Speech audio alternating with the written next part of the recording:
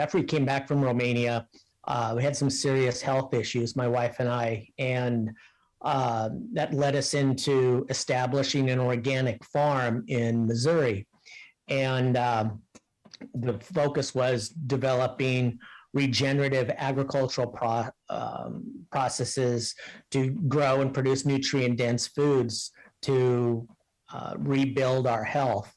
And so learned a lot in the decade on the farm. I learned a lot about our food system, the pros and many of the cons, and also the food policy.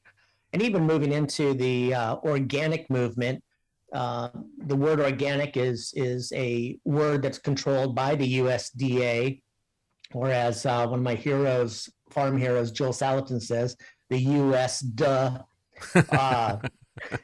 Yeah. And they are not the friends of the farmer. They exist to help the big multinational corporate food conglomerates. That's right. And so I've been encouraging people, having been a producer and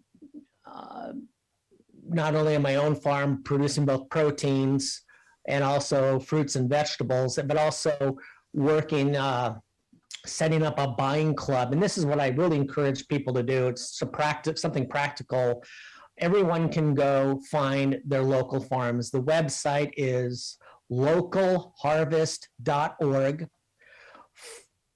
Go on there today, identify within 100 miles, visit the websites of the various farms, figure out which farms are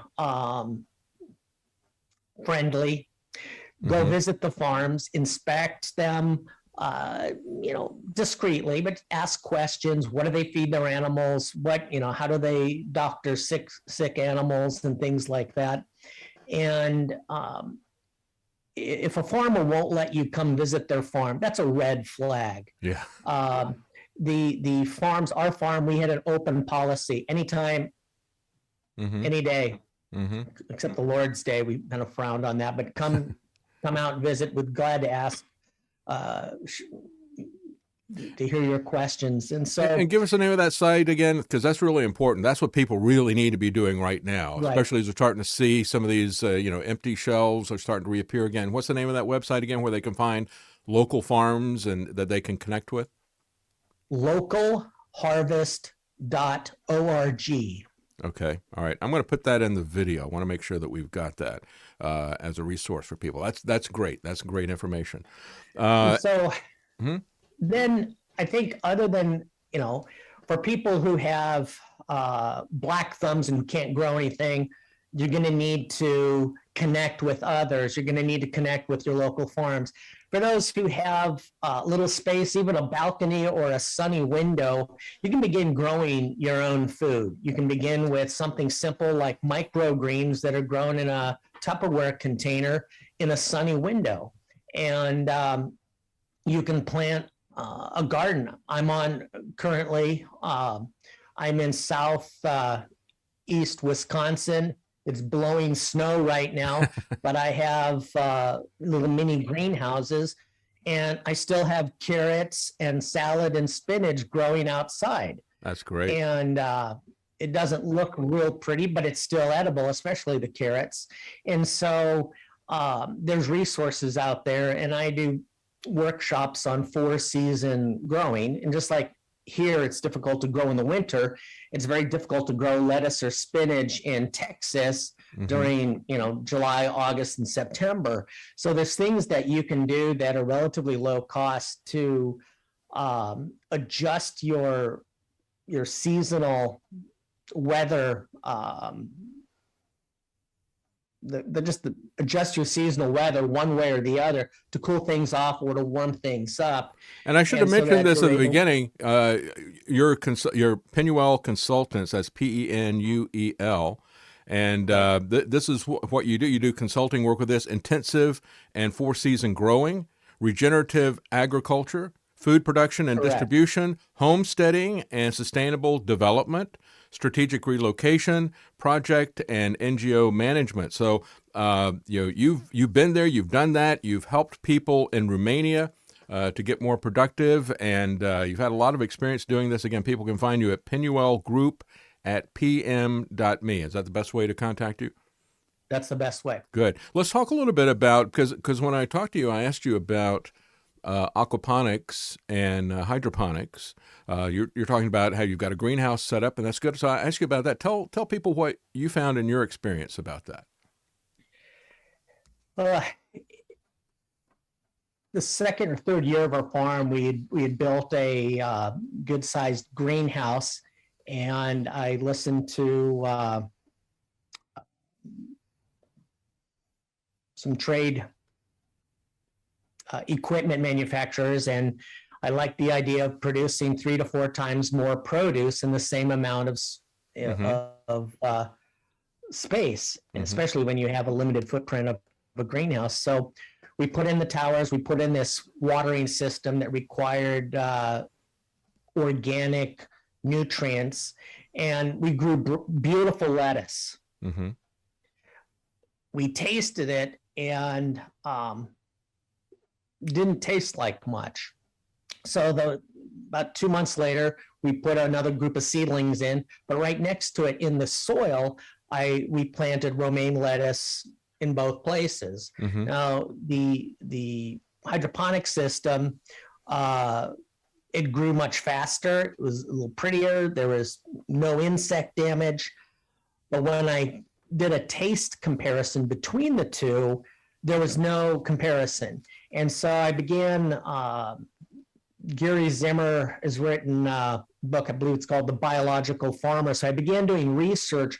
Why is there a difference between soil grown versus hydroponics? And the key is how the mycelium, like a fungus in the soil, excretes an acid which breaks down your molecules of your calcium and just all your various minerals, your iron, your magnesium and things, makes it water soluble so the plants can take it up. Mm-hmm.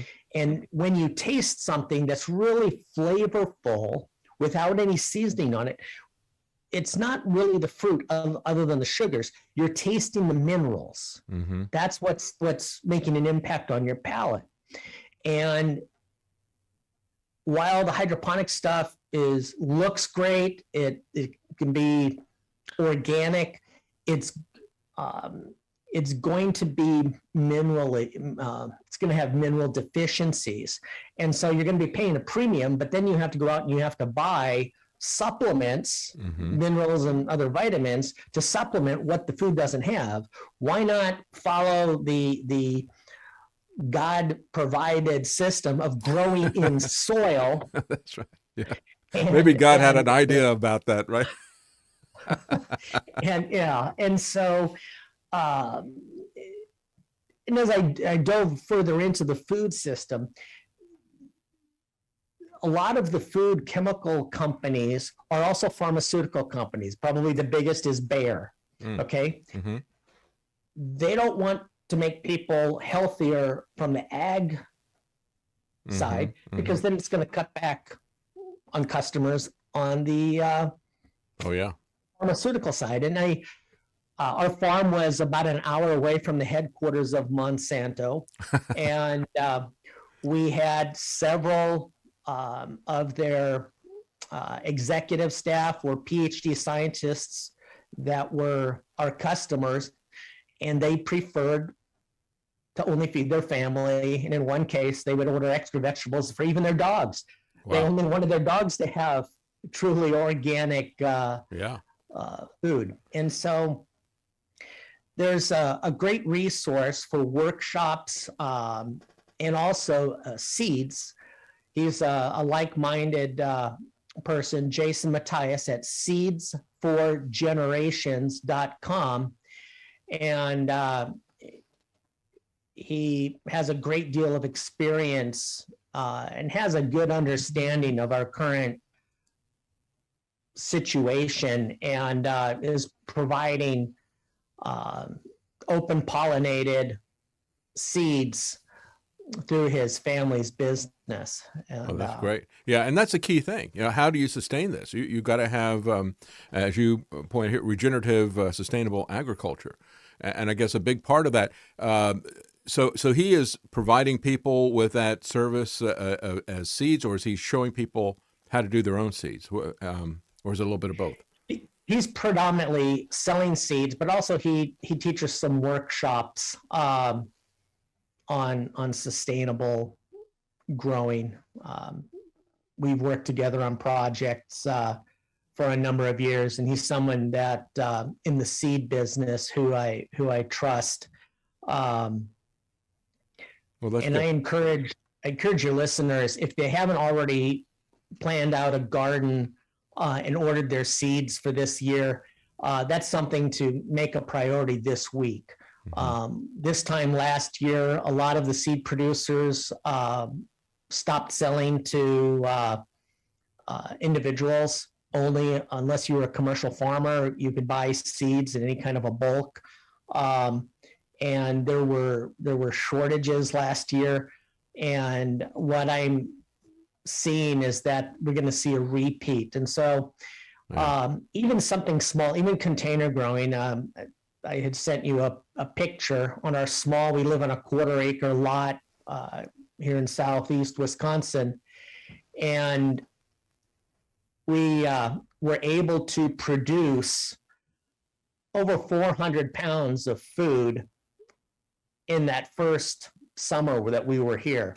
Wow. And so yeah, we got that picture. Travis is going to pull that up. Let's talk a little bit about, so what should people do right now? You're saying, it's difficult to get seeds last year. You think that's going to be a repeat now, even as going to be difficult for individuals to get that. What should somebody do right now that's a newbie? Because a lot of people are coming into this and don't really know what to do, haven't had any experience in this. What would you suggest they do? Well, they can go and get, for just starting from scratch, they can buy bags of organic soil. I would check the labels, make sure that the source of the organic soil is not from a municipal supply, which is sterilized municipal sewage waste. I would. Let me just interrupt right now as you're talking. Continue to talk, but I just want to tell people that's a picture of his garden that he was just talking about. And so you can see what this looks like to grow nutrient-dense food in a very small area. And that is a dense garden that you've got there, Mike. That looks great. So basically, people need to start with the soil, make sure they got a good, clean source of soil, make sure that it's not from a municipal source, you were saying, right? Correct. Because they've found a way to label municipal sewage sludge as organic soil. So yeah, it's all in the label, right? Let's rebrand that.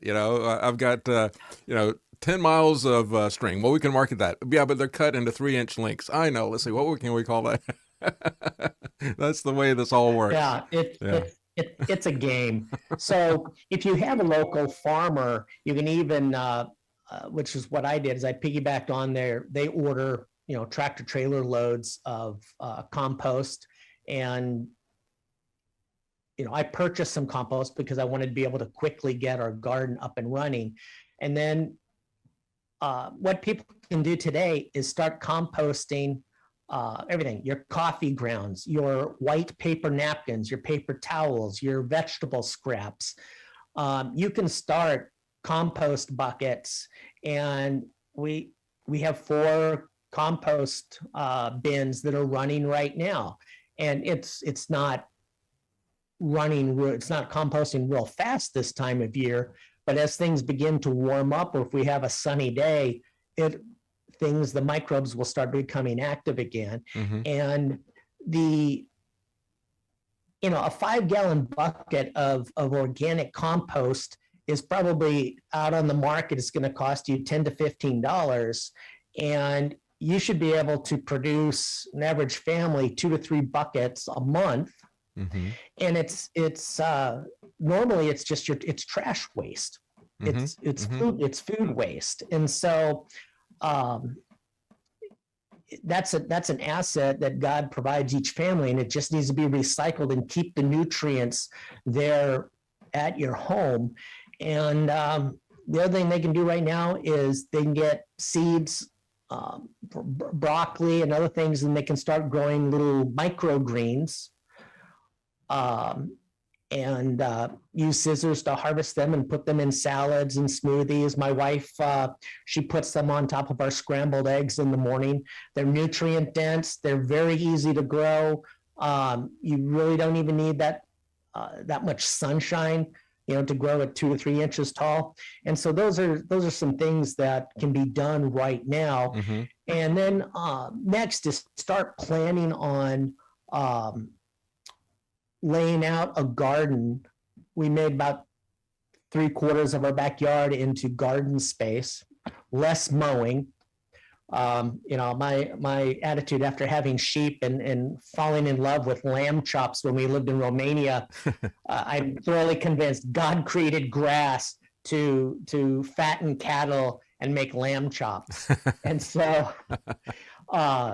I'm not a proponent of lawns. And so we have a small grassy patch, but the rest of the backyard is garden. Mm-hmm. And we did some inexpensive homemade structures so that we can even grow during the winter months, cold hardy That's plants. great. Now you've also talked about building community. And this is beyond just identifying right now as a stopgap measure, identifying local farmers and things that you can find as a source in case as we see the supply chain is getting rougher. But talk about building community, because we know that the big part of this agenda has been from the very beginning to isolate and to atomize us. And they're going to be doing that. That's a big part of what the big tech is trying to do. They're trying to do that with a metaverse and the rest of the stuff. Talk about the importance of community in terms of being able to feed yourself.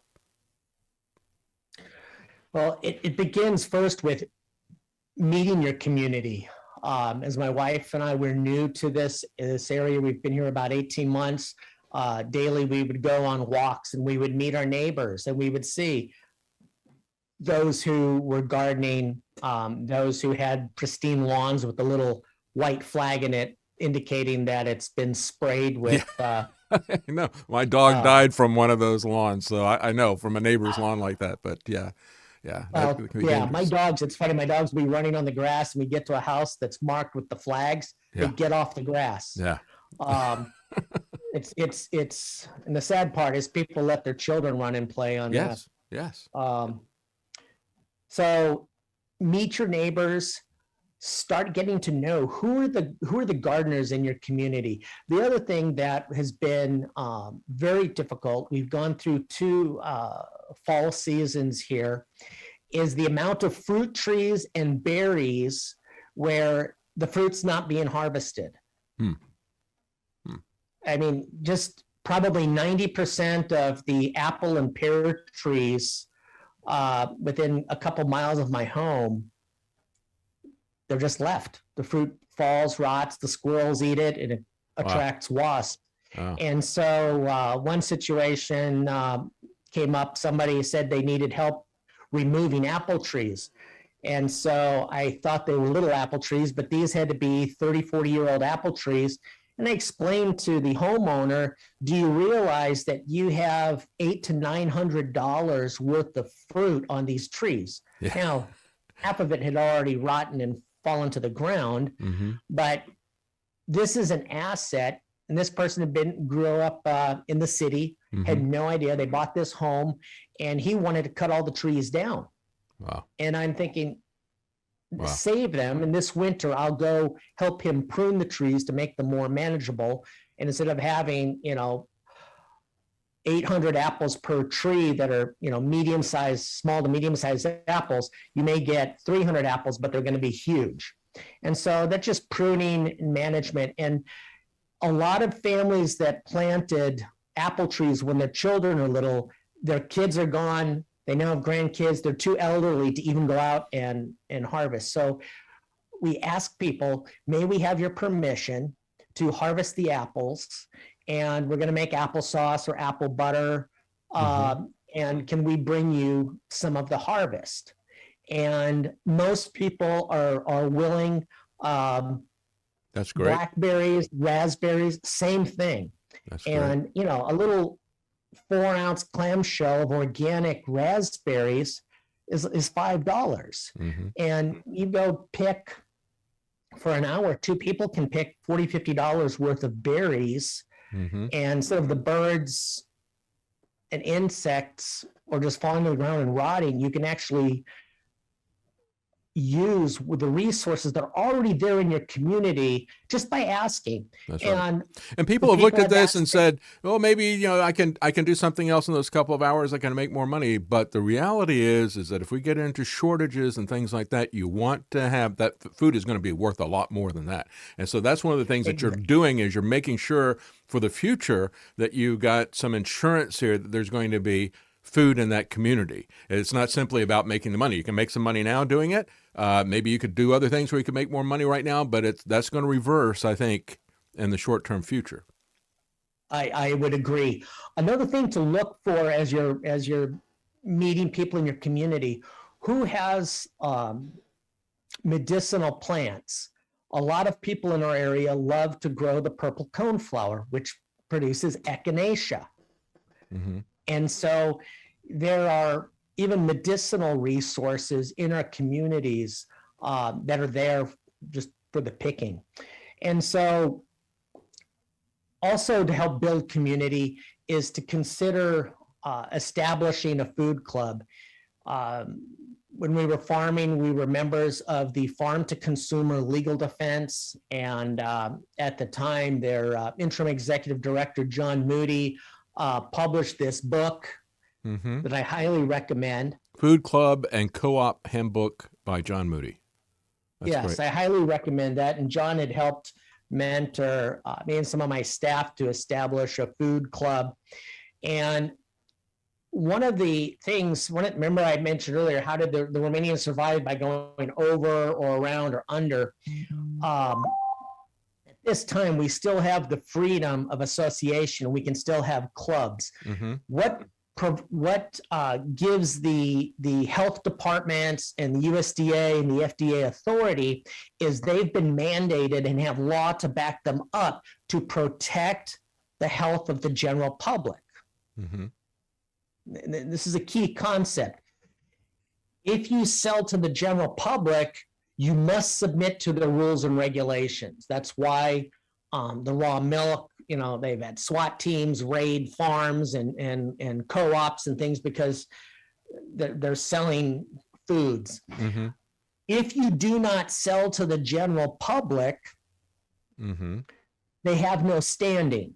If they have no standing, that allows us alternative currency, alternative food sources, somebody who has 2 or 3 beehives in their backyard and some medicinal herbs can make honey and herb medicinals and things like that. And they can bring it into the co-op and we've seen that a lot in the co-ops for people who wanted to have, for example, raw milk or something, or many times they go together and they buy shares of a cow. And so that is something that has been there in some areas where they had very aggressive state governments or the federal government got involved in it. And you're right, that is an important way to set up a club to make sure that you don't have that kind of interference from the established interests, right? Exactly. And so it's not difficult to do. John Moody does a great job explaining how to set that up and how to run. I'm in the process of establishing one of those clubs here in my region. And there's tremendous interest. It just occurred to me, Mike, when we're talking about different things, we talk about people who might have a black thumb and don't do well in terms of raising stuff, but maybe they've got a gift in terms of maybe being able to organize things.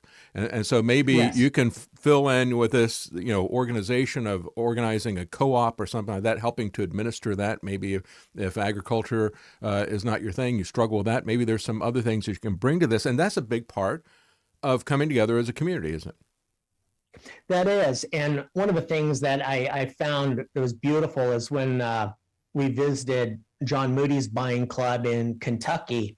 We were on a day and there were homeschool moms in their minivans with the kids, and they were picking up customer orders. and delivering it to their homes. Oh, that's cool. And this is more than a decade ago. Mm-hmm. And so before there was DoorDash and Uber Food and whatnot delivering food, these homeschool moms were delivering healthy, nutrient dense foods to other families, and they would get a percentage of the order. That's great. And so there's many creative ways to get that done, but you're right. You're going to need somebody who knows how to develop a secure website and databases, and you're going to need some technical people to be able to work out the details for a buying club. And a buying club is different than a co-op. Co-ops tend to be more public, more democratic type purpose, and you really don't want that. You want something that is more of a private non-entity. Mm-hmm. It's not an LLC. It's not, so that they're you don't get all balled up in meetings and all kinds of formality and things like that. You want to try to keep it open. That's a very important point. Talk about a little bit. Go ahead.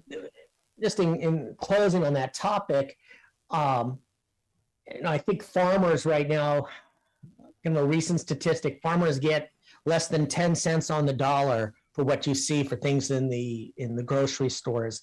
And with the buying clubs, farmers will get 75, 80% of the food dollars. And it really ends up being a blessing to the farmers. And that's right. One of the things you mentioned earlier about getting a cow share. Today, a whole beef is approaching $4,000, and most families just do not have the funds to put out $4,000 for a whole beef. But if you have 10 families who can share the cost of a whole steer and split it 10 ways, or the same thing with pork or with lamb, the buying club really helps facilitate the distribution. And another reason why you want a buying club and be connected with local farmers is the FDA and the large multinational corporation meat processors are squeezing out all of the small processors. I was talking with one farmer recently, and they are 7 to 10 months before they can schedule having a beef go to butcher. Wow. And they've got 85% of the market, as I was talking about earlier this week. 4 companies, one of them at least is a foreign-owned multinational corporation. So 4 companies have 85% of the meat processing. And as you're talking about here, what we're seeing now in the boosting stage of globalism and multinational corporations, everything gets cheaper. But we're at the stage right now where they're creating, now they've got their monopolies, now they're creating scarcity. Exactly. And that's what you're talking about. And the scarcity is being caused in this last year by plants that butcher 10, 20,000 head of animals a day being shut down due to COVID. Some have been have had ransomware attacks. Another large plant had a major fire. And so that scarcity is coming. And then also with the foreign ownership, Smithfield Foods was bought by an Eastern entities in an Eastern country. Yeah, China. And they're one of the top. I think it was China. I think it was China that got Smithfield.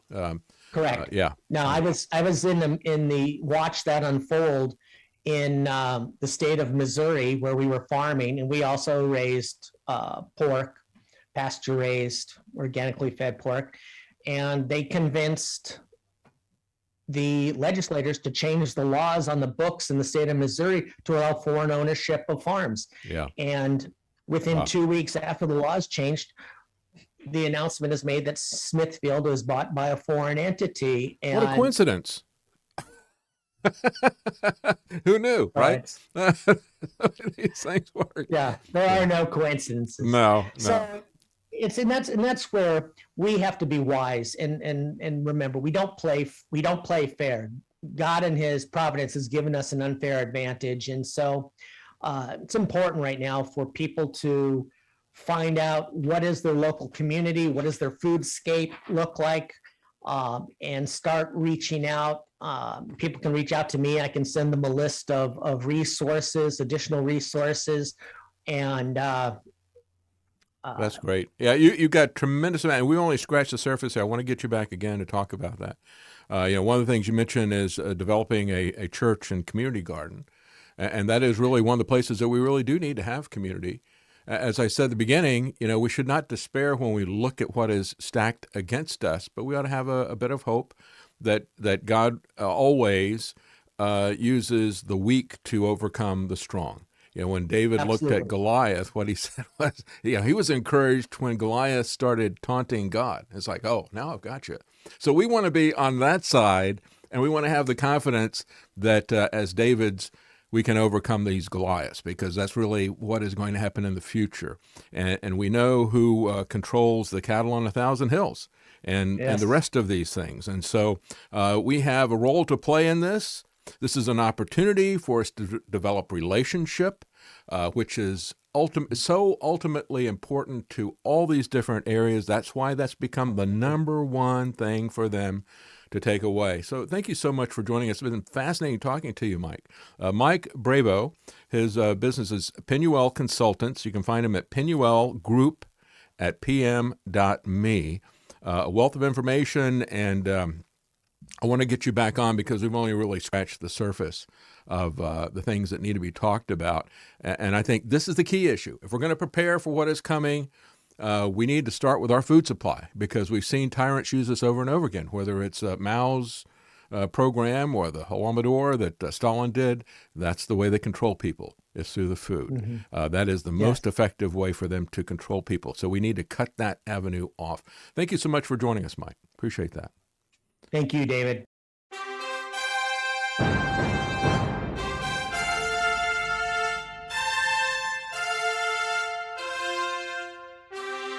The common man.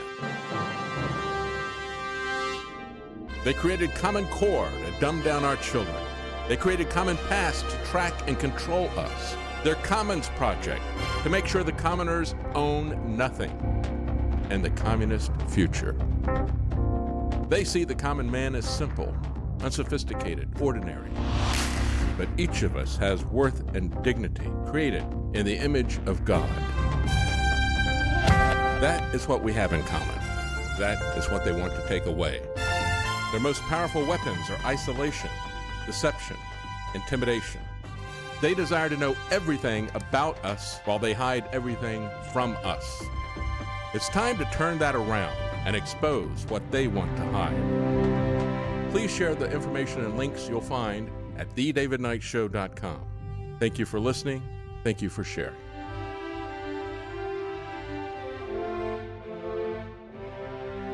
If you can't support us financially, please keep us in your prayers. thedavidknightshow.com.